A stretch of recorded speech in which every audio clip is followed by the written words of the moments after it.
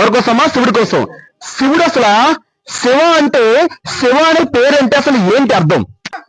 శివ అంటే అదొక kind one, అది ఒక ఆస్పీషియస్ వన్. ఓకేనమ్మా. ఆస్పీషియస్ అంటే ఏంటి? What is mean be auspicious? శుభప్రదమైంది. ఏంటమ్మా? శుభప్రదమైంది. ఓకేనమ్మా. ఏ ఒక ప్లేస్ లో శివుడు ఇల్లు ఉంటది? క్లాప్స్. శివుడి యొక్క, సరే స్టాప్. శివుడి యొక్క వెపన్ ఏంటి? దాని ఇంగ్లీష్ లో ఏమంటారు? మన అడ్వాన్స్ వొకాబులరీ అది కూడా ఇచ్చాను నేను. ట్రిడెంట్. ఏమంటారమ్మా? ట్రిడెంట్. నెక్స్ట్, శివ ఒక డ్రమ్ పేరు ఏంటి? క్లాప్స్. అమ్మా అందరూ గట్టి కొట్టండి క్లాప్స్. నెక్స్ట్, లార్డ్ శివ ఒక వైఫ్ పేరు ఏంటి? బెరండి.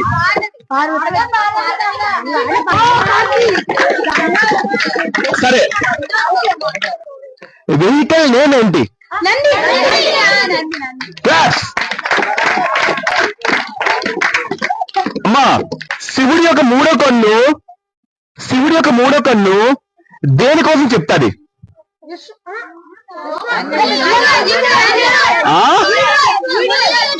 జ్ఞానం. కన్ను విషయం లేదు, దేనికోసం చెప్తుంది? జ్ఞానం కోసం చెప్తుంది. ఏం చెప్దామా? జ్ఞానం కోసం, చెడుని పోగొట్టడం కోసం చెప్తుంది.